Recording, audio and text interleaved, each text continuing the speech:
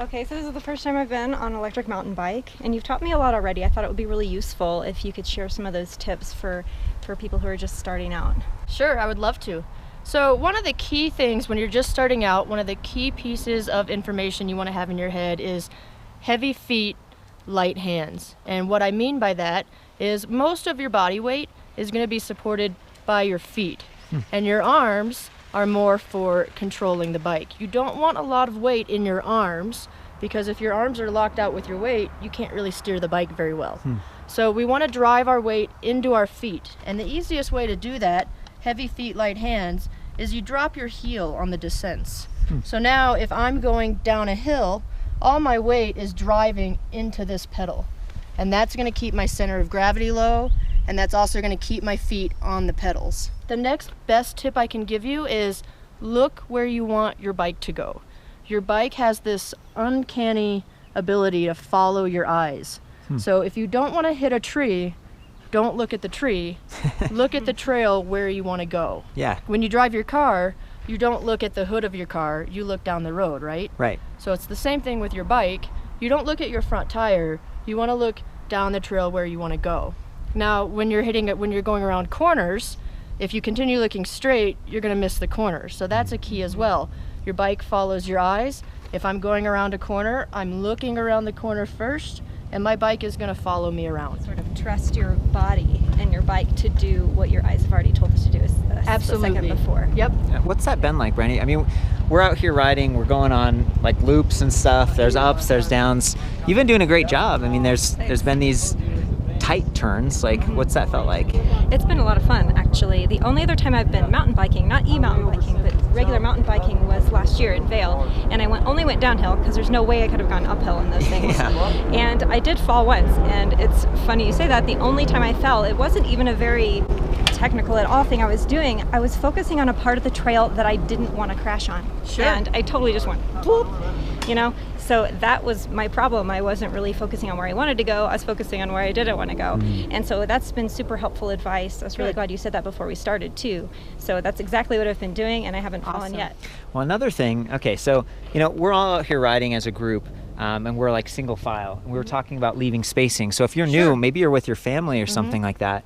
And can you give us some feedback about that, Ross? Yeah, it's definitely always good to leave at least a bike length or two between riders. Especially with newer riders, you never know what's going to spook them a little bit. Yeah. A lot of times maybe you come around a corner and there's a log that you weren't expecting, and maybe you're not quite ready to hop over that log.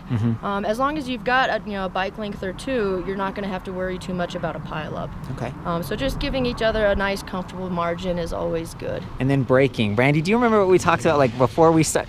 First of all, here's the map. We're at Mammoth. They just allowed electric mountain bikes recently, which is fantastic if you're with a family, different skill levels and stuff. And we started way down here. We took this yellow line way up. We're like way up here, and we're going to cut across. We're getting ready for some downhill section, so that's why I asked brakes. Do you remember what we talked about, like at the bottom? Well, I think you were talking about, no, I don't remember. Don't remember? Okay, this is a perfect opportunity to refresh. Great, I'll give you some tips on braking. We didn't talk a lot about it, but one of the things that we did talk about was always having one finger on each brake lever, just like this.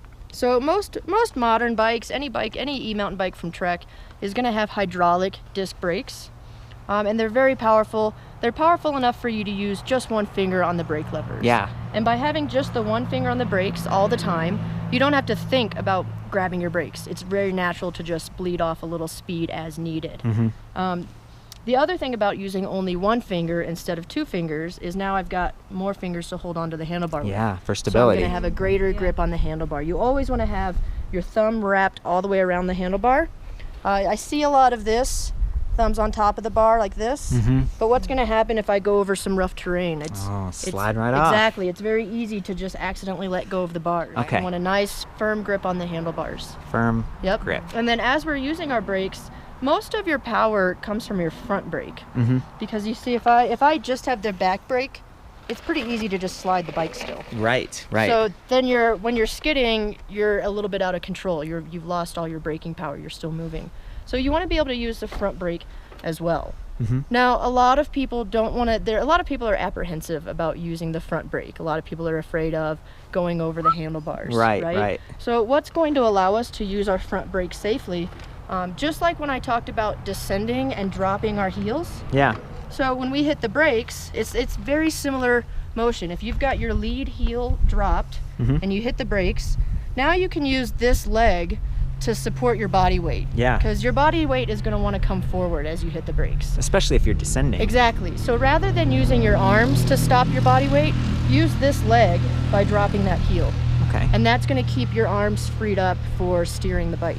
Yeah, I've noticed trying to concentrate on that and keeping my weight in the right place. I feel like I have more control, not less. Exactly. I think my initial sort of natural tendency is to think I'd have more control by just sort of forcing things here and being tight up top. That's really not true. Yeah, you want to try to stay pretty relaxed up top. Yeah. And use your legs to really support your weight.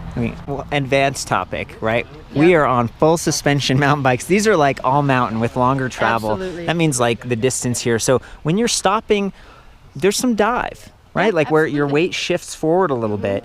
And as that happens, your weight's shifting forward and everything. So that's back to, someone was telling me 70-30, right? Like 70% of the braking power can I'd come say from that's that front pretty wheel. close, yeah. Yeah, so that's back to like braking with both, but trying not to lock either one of them out. Absolutely. Yep. Right, we don't have analog brakes on these particular bikes. Not yet. But I've heard Bosch, is working on some sort of analog braking. But you never know what they're working on. Yeah, right. It's a lot of good stuff. I heard it's a hover bike. A hover bike? Yeah. I've seen some of those on YouTube.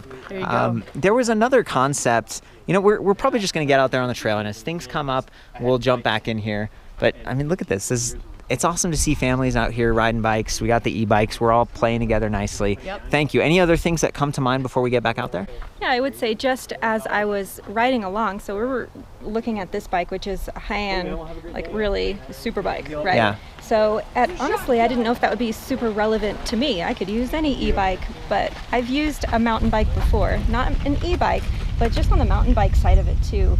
The fact that this has more to it actually made a huge difference. The suspension being the way that it is, and of course the tires and The everything else. plus size tires, the bigger for stability. For stability, yeah. And then the way that the motor is sort of reading what I need to do. That I did go mountain biking one other time, super beginner, and now it was a year ago. So I'm kind of in the same spot because I'm just a tourist having fun, but I feel way safer on this bike than I did in the one back in Vail.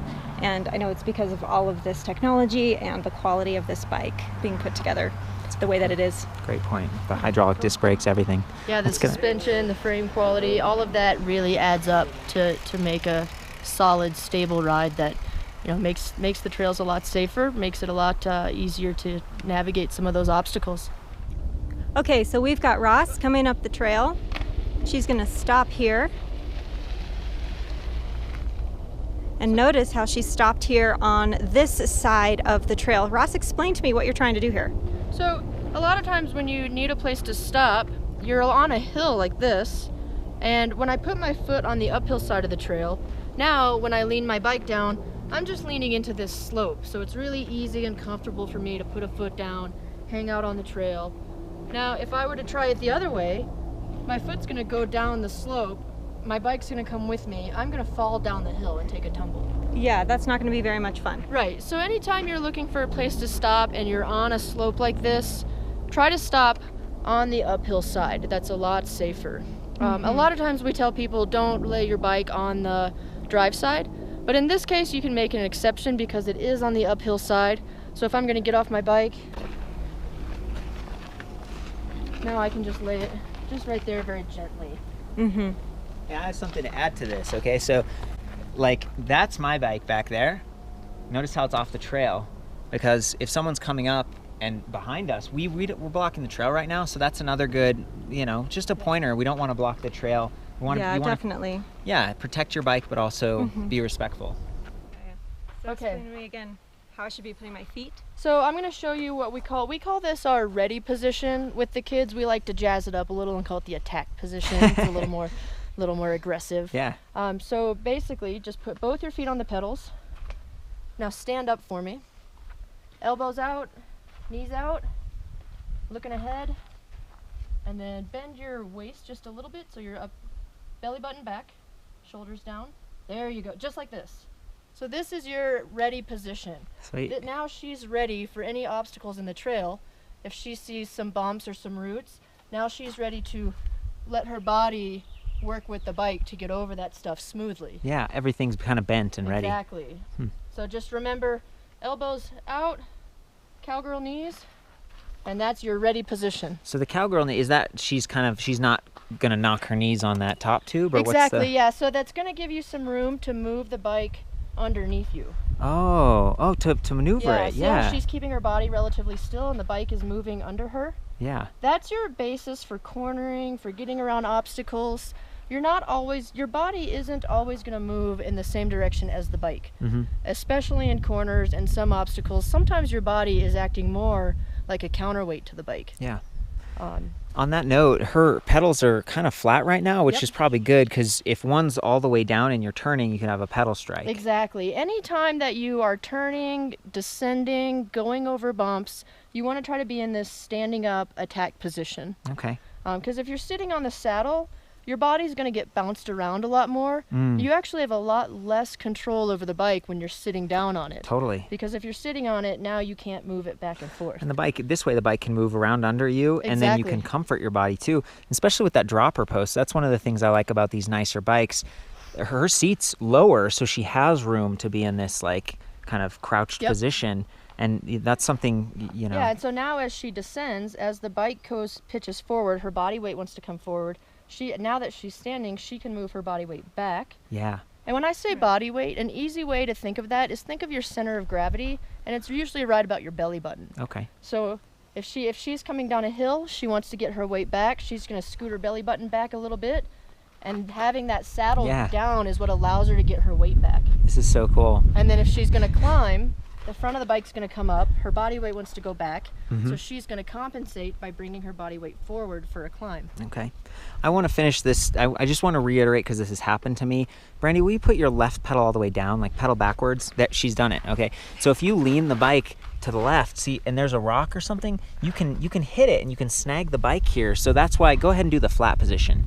That's how you want to descend, right? With your is that right? That's correct. Unless you're cornering, I guess you could put... when you're cornering, you need to put some weight on your outside pedal. That's where I mentioned your body works as a counterweight to your bike. Yeah. So in a corner, you actually want to, depending on how steep or how flat the corner is, you may want to drop your outside pedal just a little bit to help you get you some weight on that pedal. Okay. Thank you. But you definitely want to watch that inside pedal. That would be the one that you would clip. The pedal strikes. Yeah, we'll provide that. Thank you. That's great.